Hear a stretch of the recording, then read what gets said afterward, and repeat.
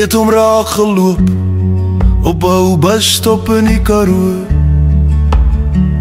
met 'n tas vol kaarte en 'n glimlag met te veel verhale. Hy sê, seun, jy lyk soos iemand wat al lank al teen die wind veg. As jy wil hoor hoe ek oorleef het, koop vir my 'n koffie, ek vertel.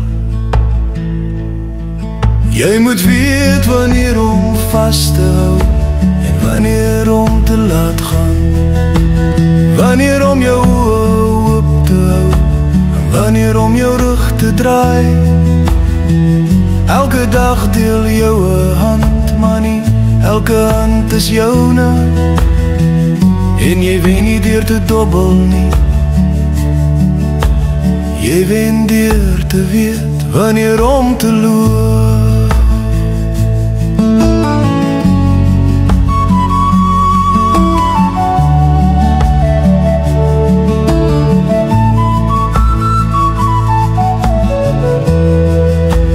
Kyk na die padligte, soos iemand wat al te veel gewag het.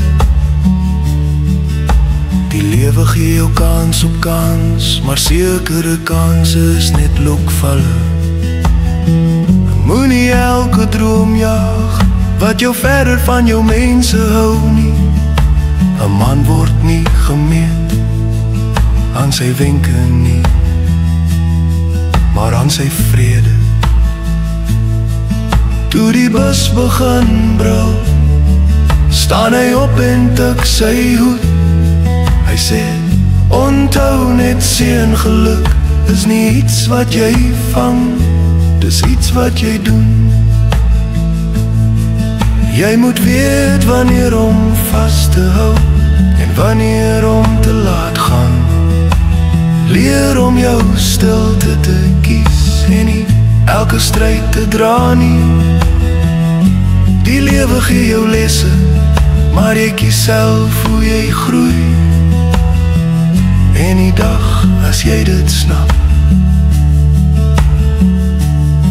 sal jy weet wanneer om te loop.